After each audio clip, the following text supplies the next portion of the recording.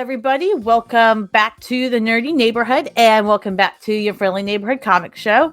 I'm your host, Lauren, your Friendly Neighborhood Bi, and I cannot sit still today. So forgive me for spinning in my chair because I just can't handle myself. But we're back here cooking with another indie comic creative today. That's so much to say. Richard Fairgray is here joining us to talk about his Kickstarter that is going on right now. How are you, Richard? I'm good. It's early on a Saturday for me, so I'm like, why? I think bed is a prison and naps are practice for death. So like any excuse I have to be like active early in the day, I'm like, yeah, let's do it. You know, that's kind of why I started doing interviews Saturday mornings as I can actually, because I used to sleep in on Saturdays and Sundays, and now it's still sleeping in for me by like 2 hours than my work week. But I was like, even though I don't like having to get up early still, it makes my brain feel better. Yeah. So it helps me too. So that's why I started doing it. That way I have something specific I have to get up for. It changes everything when you have to get up for something and it's something you like. So. And also like, I don't know, there's just something really good where like you get to say 8 a.m. or 9 a.m. on a day and you're like, but I've already done something, you know? Like right? No matter what else, I did a thing already and that rules. And then you feel, I mean, like I'm a workaholic and I try to produce like at least 2 pages of comics per day, 3 if it's a more cartoony style. Wow, yeah. And so like it's just this like, okay, so if I get out of bed at 5, then by the time my husband wakes up, I will have like penciled a page or I'll have done all my emails or, you know, whatever. And recently I've got a torn rotator cuff right now. So drawing hurt like shit, but still doing it because I don't understand self-care. But I like my physio who I'm going to was like, oh, how early can you do it? Like I was like, oh, just as early you have. And he looks at me, he says, oh, well, I open at 6:30. Can you have your appointments at 6:30? I was like, holy shit, this is the best thing in the world. Yeah, it's. You thought I was a psychopath when I smiled like that. No, well, I kind of felt similar because I remember, being a teenager, I could sleep until 2 p.m. Right, and now. 1, I can't do that really, and 2, if I do it, I feel like shit for like what we're playing it when I wake up because, like you said, I haven't done anything, and it's not even that I have to do everything in the world, but like you said, it's nice to be productive and still be able to relax. So that's kind of why I like doing these too. It's productive, but I get to relax with really cool creators like you and just have fun and talk about shit we love. So like, why not do it? Yeah. And you've been doing a story called Haunted Hill. It's on Kickstarter right now. So those of you guys watching at home, as we're talking about this, you can click the link in the description, go view it for yourself. We're going to go through it too, though. Don't worry. You'll get all the inside scoops here. And it's already funded, which is great. And you've only got 3 backers as of recording this to get to 100. And I know before we were talking about how this was a more relaxed campaign for you, which I think is needed. I think people work so hard on these Kickstarters. People need a break. Yeah. Well, I did my first campaign back in January, and I was like, I have been publishing comics, or like I've been self-publishing for 31 years at this point, and I've been with multiple other publishers for the past 17 years. And I've made my living from comics this whole time, and I've never done Kickstarter. And I'd always sort of like, it wasn't even that I thought it wouldn't work. It was that it just seemed like learning an entire new thing. And it was like, well, okay, eventually I'm going to have to do it. And after several fights with a terrible publisher last year, I decided I'm going to put Haunted Hill out. I'd been doing like kids books for a long time and like a lot of all ages content. And I enjoy that stuff, but I need to have like variety. And my publisher, or 2 publishers at the time, both kept telling me, you cannot put this book out. You cannot do this. And so I just was like making Haunted Hill and making other books and not showing them to anyone and blah, blah, blah. And I decided, fuck it. I'm just going to like launch a Kickstarter, do Haunted Hill in the background and like have it exist simultaneously. And then I had this other book, this memoir that that I started at the beginning of COVID that like revealed a lot. Like, and it's not, people always assume it's going to be like excessively horny or something. It's really not. There's like 2 dicks in the entire book. But, only 2. Yeah. And like neither of them are mine. And But you know, it covers like this 18-month period of my life where I got divorced and I stole a boat and tried to disappear at sea and went to a lot of sex clubs and did a lot of drugs and had a lot of regrettable sex with strangers, and like got a hand job from a supervillain at a train station and moved to Hollywood with a nice man, and it was like a lot of stuff was covered in it. And when I first made it, I was about 3 chapters in, and this is like very beginning of COVID. My husband and I were separated by like the border, and you know, it felt like a really good time to be introspective and have feelings with no one else around to judge me. And so I showed it to my agent, and she said, if you ever release this, it will destroy your children's career completely. Please hide this book. I was like, all right. So I made the rest of it with this whole idea of like, this will never be seen by anyone. My only goal is to make the best possible comic. I kind of like romantically was like, and if I die from COVID, then someone will find this and be like, truly, he was a genius after all. What the fuck is this dinosaur garbage he was putting out publicly? And so I hit it. And then last year, my best friend died, which it's very sad, but it's also not a surprise. He was like 90. And he had been like this unapologetic dirtbag his entire life. And like, but with like the kindest, smartest man I knew, but just like, you know, a dirty old man in the most lovely way. And he features pretty heavily in the memoir. But there were so many aspects of his life that had been like hidden. And at his funeral, his family decided, his grandson called me and was like furious because being gay was a really big part of this man's life and his identity. And like, he talked about it very openly. And I don't mean in a way of like, Pride Month, let's wave some flags. I mean, like, just casually mentioning that he's been scammed by some young guy on Silver Daddies again. So he'd like a rant. Like, there was no shame to him and no like limit to the things he would openly talk about to anyone. But his family had decided that they would never mention that he was gay at the funeral. They referred to him as being predeceased by his wife without mentioning they'd been divorced for 40 years. They referred to his boyfriend of 30 years as his close friend. Jeez. But the only saving grace was that the picture they put on, in like, he was a little bit famous in his area, so that he had like a big obituary in the paper with a picture and everything, and the picture on the program for the funeral was the photo that I'd taken for him as his profile pic for silverdaddies.com.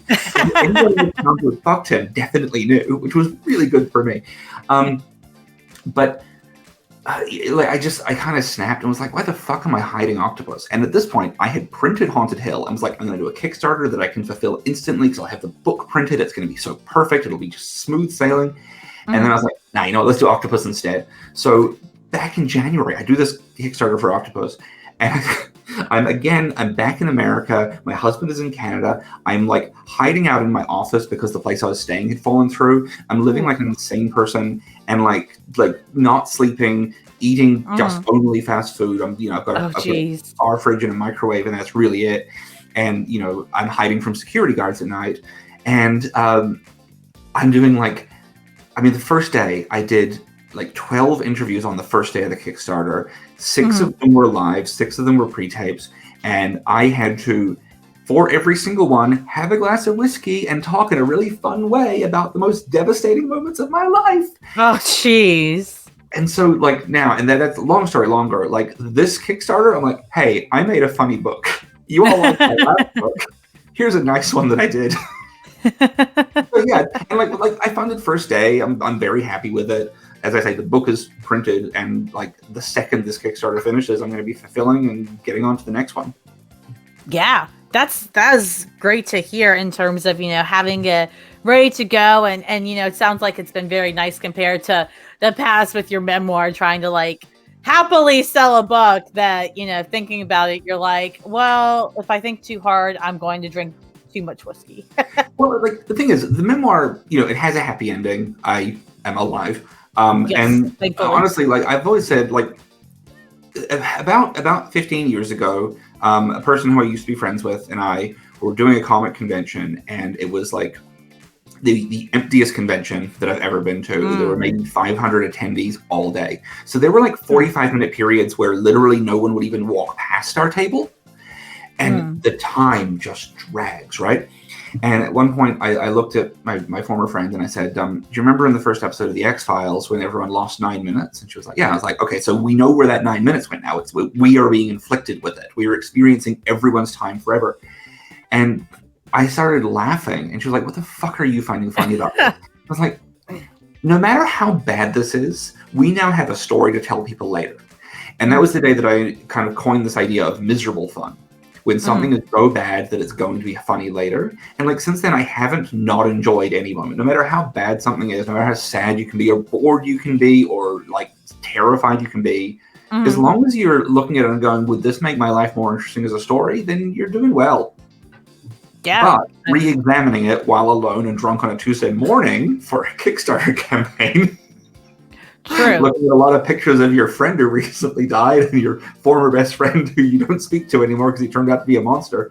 Oh man. Yeah. I mean, the miserable fun, I love that you brought that up because I think that's such a perfect way to describe what haunted hell is. Yes, I'm sorry. I keep like talking about something else. Yes, let's talk about haunted hell. No, please do. Well, that's what I'm here for. That's why I can bring it back and you know. But yeah, I mean that's the cool thing. And that's why I love about the story as well is that it seems like it's inspired by, you know, like you said, kind of stuff you have been through and you've seen and heard about. And it's also just a freaking ridiculous fun story because you don't market this as like, wow, this is a really dark story about Hollywood. You know, you market it as it's a surrealist soap opera about Hollywood. Like it talks about real shit and, you know, kind of troubling or harder themes at times, I guess. And it's also supposed to be kind of ridiculous. Yeah. I mean, Hollywood is my favorite place in the world because it has this magic to it where shit that just doesn't happen anywhere else happens in Hollywood, and everyone just kind of shrugs and is like, yeah, that makes sense. Of course that would happen. And people just accept this as reality. And I think as much as I don't want to be a person who believes in magic or energy, I think there's magic and energy in a place like that.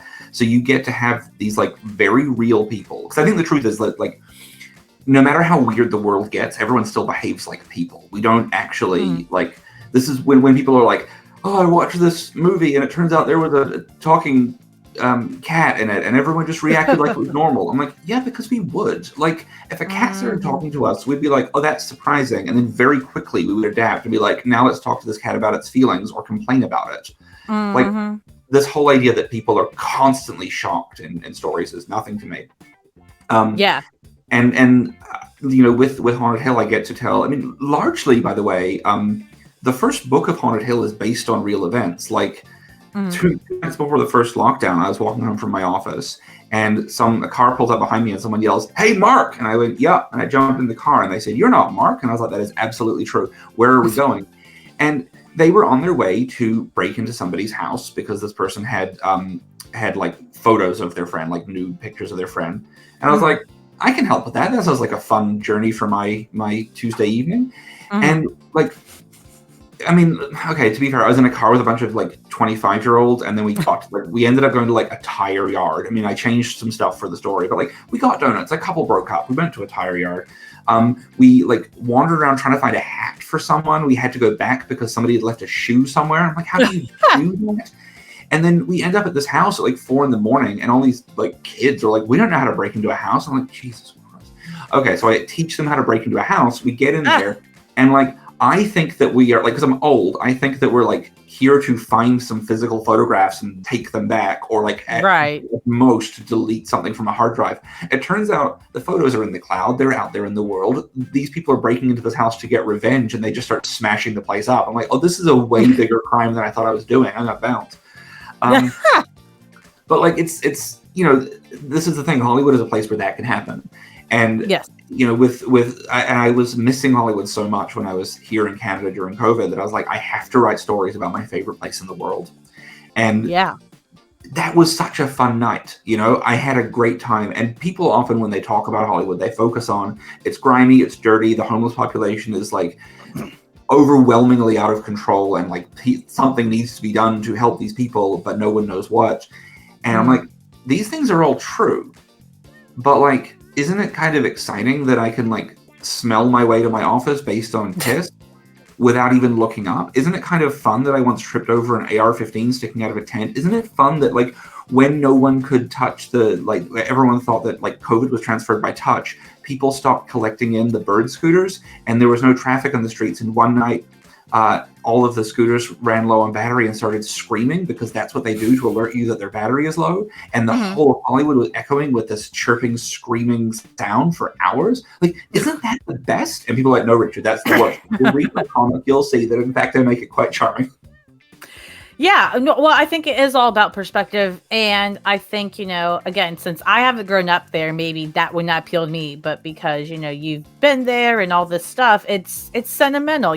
I think, too, we tend to find sentimentality amongst seemingly terrible or miserable or not great things because it's what we know, right? It's nostalgia. Nostalgia is a really strong effect.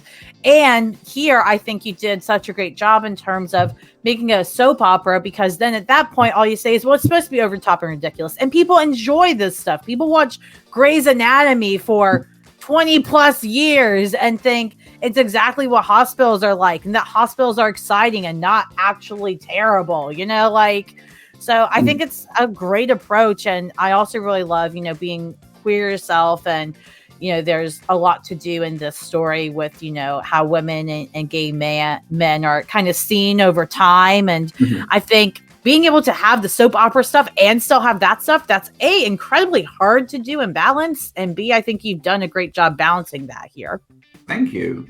I mean, like I said from the beginning that I'm looking at like the cross section in the Venn diagram between misogyny and homophobia, where like all women and all gay men reach a certain age or weight in Hollywood where we become completely invisible. And so like Eva throughout the story is calling young guys out on their bullshit and not being bothered about talking about where she works or whatever. And she's a deeply problematic character herself, and it's very fun to have her say some awful shit and not ever have to examine it, because like she's the driving force behind the story and she's calling out other people on being wrong so she can just wildly be wrong and flail through. But it's really interesting, like almost every conversation that Eva has in the story, everything she says, every time she calls someone out and the way she calls people out is stuff that I have done and been like celebrated for and told that I'm like charming and fun in social situations by the same people who, when they've read this, have been like, I really like this book, but I fucking hate Eva. She's awful. I don't want to hang out with her. I'm like, okay, you're telling on yourself a little bit though, aren't you? No, that makes a lot of sense. And I mean, yeah, it is telling, and I think, unfortunately, I think people get tired of and don't listen to when we say things like that, right? Like, you're telling on yourself here because they're like, I get it. There's a little sexism, but whatever. And, as a woman myself, it's cool to see a woman who does kind of call other people, especially men, out on their shit and is also flawed. Because I feel like there's this standard with women characters, especially where, oh, well, if they call people out and stuff, then they can't be a flawed character, or they're a completely flawed character and no one likes them. There's not much of that. Hey, this is still a human. So that's why I really like here is that she's fucking human, just like every other character here. Thank you. Yeah, it's incredibly hard to do that. The story about the friend who told me that a certain popsicle was only available at a water park, and then it turned out to be available everywhere, but by the time I found out, they discontinued it. That's true, and I have not forgiven the friend. I don't blame you. That would really piss me off. Like, are you kidding me? It's been 19 years, and I'm still mad about it. Well, that 20th anniversary year is going to be big for you, Richard. Yep. Recently, like, I flew to Australia to go to this friend's wedding, and while I was there, I like brought it up like 11 times. And she was like, "Can I buy you like a different popsicle?" I'm like, "Does it have Pop Rocks in it? Because if not, then fuck off." A popsicle with Pop Rocks? Yeah, I'd be pissed too. What the heck? We need those here in the neighborhood. By the way, it was Sonic the Hedgehog themed and came with a free sticker with a picture of Sonic holding the product. And I love it when products use the product as promotional material. Like, I know that a lot of people think that Smarties are the like most garbage candy, but Smarties have a picture of Smarties on the packaging for each thing of Smarties. It's literally a picture of the tube with the ties at the end. That's so funny to me. Best candy in the world. Everyone who complains about them sucks. Well, and Smarties, like, it's instant sugar attack. Like, you don't have to, it's not delayed like other candies or you have to eat a certain amount. You pop one in your mouth, you feel the Smartie instantly. Right, but you also get to eat like 10 or how it was like 16 in each thing. You get to eat them slowly and be like, I'm kind of doing this in the healthy way. It's the Homer Simpson, the trick is to take tiny bites. It's it's a great candy. And then you can buy the giant ones. And they like, Yeah. I love it when anything in the world is just like a giant version without any alteration. And so it has that energy of like when you're a kid and you have the character with the grid over it and then the larger grid and you're meant to try and draw the character bigger and you get it so wrong. And every now and again in real life, you meet a person who looks like that happened to them and you're like, oh, this is so good. Oh, I want to meet the original. Yeah, I think that's really cool too, in terms of just enjoying random shit like that, being like that makes you happy and stuff. And that's also very real. Like we all have these little things that work for us and other people are like, what the fuck is that out of here? Yeah, I mean, my friend, the same one who ruined my entire life with that popsicle, she once said to me that she loves it when whenever we're at a party, whenever she hears something break, she immediately looks at me because no one ever looks as happy as I do when I'm not the one responsible for breaking something. Like just this, oh, someone else fucked up. It's really great. That's amazing. I've never seen someone so happy for something to break unless like you break it yourself. So the fact that you're happy because of the opposite is fantastic.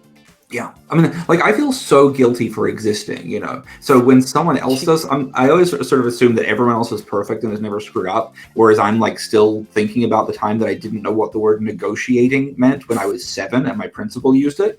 And I worry, oh man, I hope that guy dies because like then I don't have to worry about him telling. Like, what if he's Okay, so here's the situation, right? I had said some mean shit to a girl in my class. I was not a socially apt child. I maybe thought that like this was how you built friendships, was by being mean to people. You know, I'm a kid.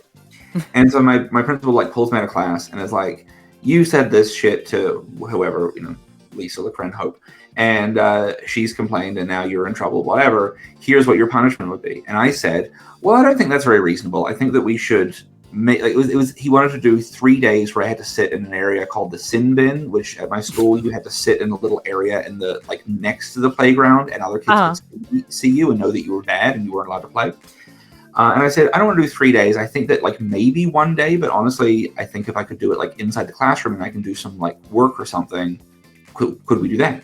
And he said, Richard, stop negotiating. And I said very earnestly, I'm not negotiating. I'm just trying to make a deal with you. And he laughed a lot and then didn't punish me at all. So that's kind of a win. But there you go. A win is a win. Take it. I didn't know what he was laughing at. So I get home. Now, not to brag, but my dad was on the school board.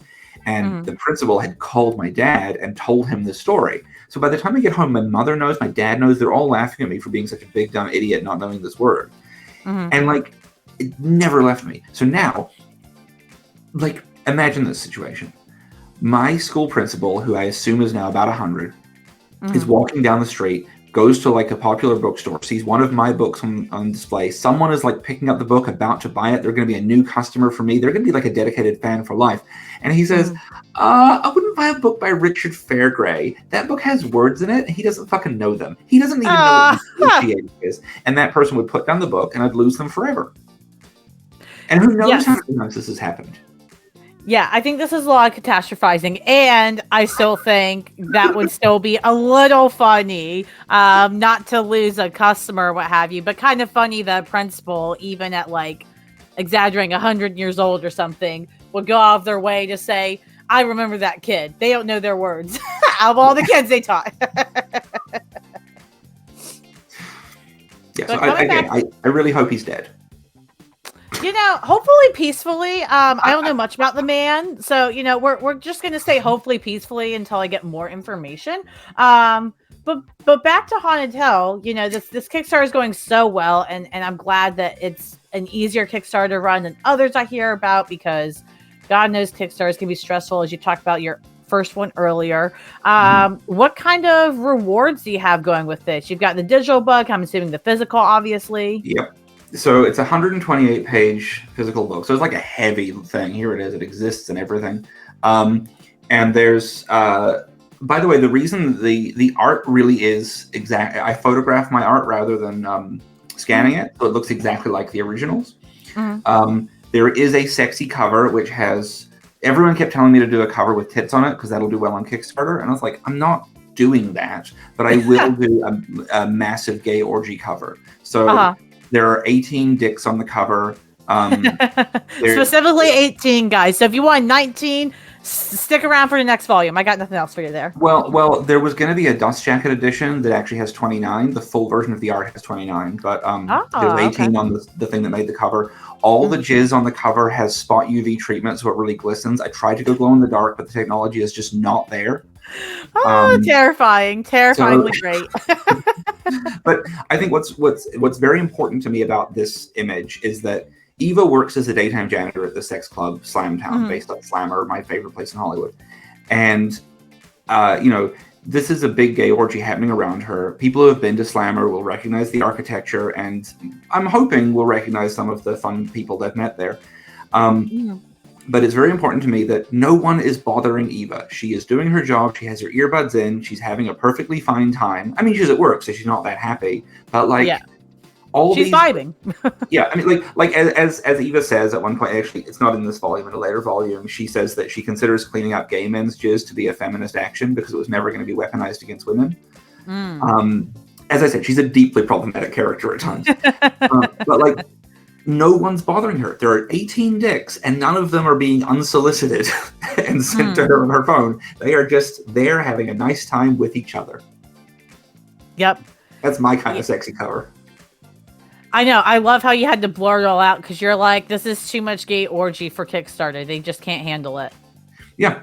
Yeah. Originally, I'd done a version where I covered it all with sort of white splotchy censorship bubbles, but I thought it looked too horny still. And then I'm doing sketch covers, so I think for like 75 Canadian, which is 50 something real dollars. You can get any character, and I've said specifically, I'll draw characters from Haunted Hill, or if you want to see, the Hamburg Blowing Grimace, I am happy to put that on a cover too. I have a perfect one. The last campaign I did, because the book was called Octopus, and largely about my fear of turning into an octopus, all the sketch covers were an octopus tentacle holding anything people requested, and universally people wanted dicks. Well, I mean, it's you've leaned into the adult market, my friend, and it's tits or dicks, not much else. Well, have you both good and unfortunately. there is a lot of tits and a lot of butts on Kickstarter. I think I might be one of the only people who is really focusing on dicks. I'm not calling myself a hero. I'll leave that to others. I think you could be the dick hero, though. That can be a T-shirt for the next campaign. Just keep that in mind. I did get a when I first put out the sexy cover, because I was in a fight with my publisher, I released it the same day as my last children's book. I was like, if anyone's looking at my social media, this is what I'm working on now. Fuck off, stupid bad book. And I immediately got contacted by 2 different anthologies who are having me draw sexy dick covers for them. Nice. Yeah. See, there's a market, and you have it all now. And not to brag, but I am going to get to draw Grandpa Munster's fucking rock hard erection, which is that's like real bucket list shit for me. The greatest dicks out there. You will get all of them because everybody else is drawing tits and butts, but you are the dick drawer. You ever wondered if Colonel Sanders is uncut? Well, just wait till you see my work. Oh God, terrifying. I will leave that to the market. That is not me, and that is okay. I support the market. Yes. So back to the campaign. This is kind of, I think, my favorite reward. Everyone always does like a couple of pieces of original art in their campaigns, whatever, and it's always like a few $100s. And I think, great, good for them. But what if all the pencils for this book were done on separate pieces of paper and I did all the inking with a light box? So what if I have like 108 pages of pencils that are on like shitty paper, but still really interesting and feature all of the mistakes and changes to the dialogue and different layouts and things? Yeah. And then what if I folded those up and jammed them up inside the books so that it didn't increase shipping? Yeah, so that's for true. 50 Canadian, which I think is like 36 or 37 real dollars, you can get a copy of the book and a page of the original pencils. That's awesome. You literally cannot beat that for original art. You're not going to see anything lower, and you're not going to see hardly anything compared to that. Yeah. So that's kind of the fun one. And then There's like bundles and stuff with, you can get Octopus, my memoir, which looks like this. Oop, Now there's let me zoom in. 144 pages of again. Oh look, there's me throwing a tantrum in the snow, and my best friend Jim. And there's me in a tree. There's a lot of things going on. I was like, what happened to this one? I'm wearing a pink coat. In this picture, I'm in a tree. Like you can never flick to the page you really want, can you? So there's that, and then there's some add-ons that, because of the sexy donut cover for the cover A for the book, I've done a sticker for $5 of a nice looking donut that says "Put your fingers in my hole," and it's a big ass sticker too. It's like a 5x5 sticker, so like it's like a good for a laptop, good for your grandma's coffin, like wherever you want to stick that thing. Yeah, grandma's coffin really needs that, y'all. She may not have put in her will, but trust, she needs it. And I've also got a big spit sticker to match Eva's t-shirt. Nice. Which I think, like, the "Put your fingers in my hole" sticker I think is pretty universal because everyone likes donuts. The spit sticker, I was a little worried that people would be like, but I haven't read the book yet, Richard. Why would I want the main character's t-shirt in sticker form? And then I was like, actually, spitting is something everyone can do. And the t-shirt sticker will take an instruction. Yeah, I might be careful. Any parents that think they're hilarious out there, maybe don't buy it for your child that thinks spitting on other kids at school is fun. Maybe don't do that. That was how we had a tuberculosis outbreak in this century. Don't do it. Or do. I can't stop you. And any way that you can support this campaign, go support it. As long as you're not doing it hatefully. Any support is exactly what this needs. And this is a whole volume. So what is it, 6 issues? 6 issues, yeah, 128 pages. I don't want to do individual issues with this one just because I produce it fast. I want to be putting out 2 volumes of this a year for the foreseeable future, alongside other things. So, as I said, I'm a workaholic. I have 10 books coming out this year. That is so much. My goodness. Books and discs. Only 5 of them are like big, thick, heavy volumes. 5 of them are over 100 pages each. And the other 5, there's 2 single issues, and there's 3 things that are between 40 and 80 pages. So it's not actually that much. Yeah, that's not too bad, especially for a full-time writer and all that great stuff. And this is already funded. Of course, the more that is contributed, the more that often people do with stretch goals. Any specific stretch goals you have planned that you can share? At the moment, if we hit 5,000 Canadian dollars, then everyone, because every reward tier you get the digital book with it. I'll include issue 7 at 5,000. Nice. I have a certificate that I want to release as an add-on, and I might be doing that this week. Where for $10 you can buy. You know how people are like, for $400 you can be drawn into my book. I don't think people want to be drawn into Haunted Hill because it's mostly mean to the people in it. So I'm going to do certificates to guarantee that I won't draw you into Haunted Hill. That's hilarious. I love that. Because you never know who's safe at this point. You just don't know. Exactly. And so, yeah, if everyone who's backed so far, as of yesterday, I did a thing where I've been doing like a free comic giveaway each Friday. So anyone who backs by the 16th is going to get the last of the free things, which is a 32-page digital comic called Buoyancy, about a little boy who's scared that he's reached the end of his hero's journey at 6 years old. So he steals a boat to go and find new adventures. Nice. You can't be that. I mean, stealing a boat to go on adventures. Why would you not also want that, you guys? Yeah. I realized as we're looking at the campaign, I forgot to update the graphic for that. So I have to do that when we get off the phone. Oh, no. But you learned. See, guys, look, you got to have fun. You got to hear crazy stories already to prepare you for this book because you're going to back it. We got to talk about next, and we got to help Richard learn something that he needs to update. Because everyone who backed in the first 2 days, I think I sent out the first chapter of my next book, The Ex-Wives of Frankenstein, which I would love to come back on your show to talk about in mid-August to late August when I launch that campaign. Everyone who backed in the past week got the first chapter, which is a 30-page chapter of 4 Color Heroes, which is a gay YA romance about two boys who fall in love through comic books that is coming out from Nice. Fanbase Press July 26th. And then, so then everyone who backs this week will get Boy and Sea. And then I think there's only 1 week left of the campaign after that. I haven't decided if I'll have a free comic or not, but like I have 271 books at this point. I'm sure I can find something to give you. I'm sure. Yeah, I'm positive. You know, when you hit 300, then you'll be throwing them at everybody and Well, I saying, want to "Honey, get to please." 300 by the time I'm 40. This is why I'm like so stressed about how many books I have to put out each year. I'm 38 and I'm running out of time. You're working it though, man. You are. I mean, that is quite the accomplishment. I can't really think of anybody I know personally, at least, that's done that. So keep that in mind too. You are definitely not the norm there. You are definitely exceeding. Oh, that's the other cool reward I wanted to mention. And there's an add-on for $10. You can get a thing called Pencil First, and it's issue 1 of Haunted Hill, but actually just the pencils for it. So it's like the whole issue in its like original weird form. Oh, cool. So that one I think is really like interesting. As like just it's a difficult thing because like obviously no one's read the book yet because they haven't got it. But if you like the vibe of Haunted Hill and you like collecting comics, then you will like the weirdness of seeing it's like the most behind the scenes you can get in a very literal way. It's actually behind the scenes when I'm drawing it. Yeah, that's awesome.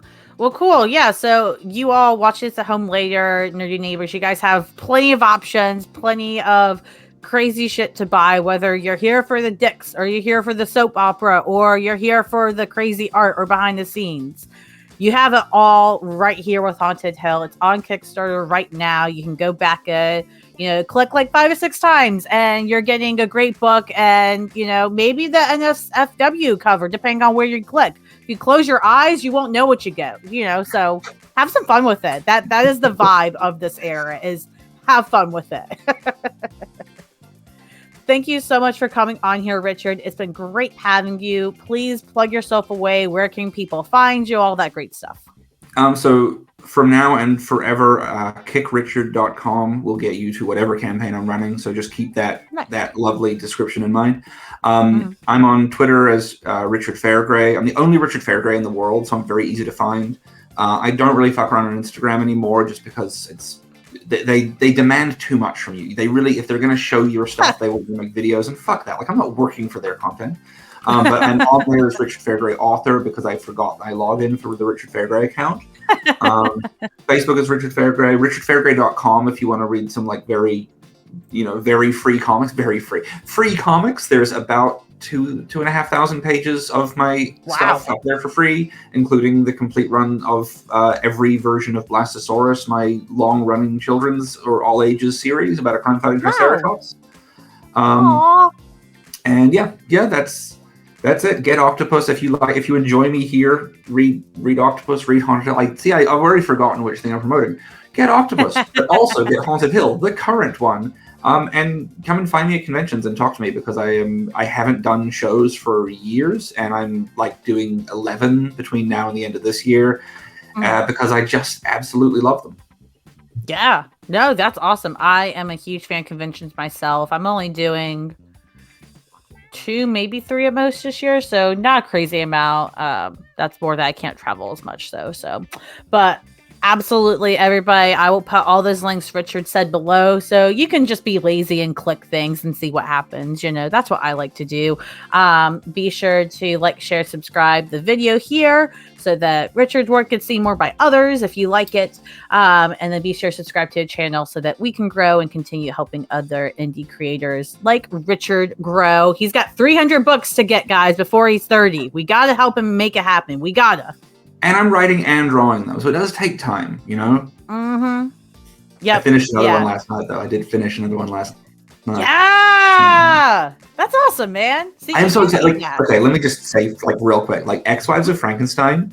I'm so excited for this book. It's the bride and Elizabeth spending the day together. With the day they find out that Victor and the monster have been found living as a couple in the Arctic and are returning as heroes to men's rights activists everywhere. Oh God, that's hysterical. Well, 2 ladies having a nice day together. Ready to hear that. I will be here to read that ASAP. So whenever that comes out, Richard, you need to come back. because I will need to hear everything. Absolutely. I would like, just between you and I and everyone watching, I will send you the first issue today. Yes, thank you. I am super excited. I hope the rest of you guys are excited about that, because if you're not, well, get ready for that episode coming to you probably this year or whenever it comes out. So late August. Late August. Yes. Oh, a late birthday present for me. My birthday is early August, so I'll take it. Well, maybe I'll move the campaign just for you. No, I won't. That would be ridiculous. I need to. I don't think other people care as much about my birthday, so do what works for you, man. Why not? Come on. I don't know. Celebrate. You're right. It'll be the early previews neighborhood edition that comes out. So only if you're in the neighborhood you can back it first. Exactly. That's how we'll do it.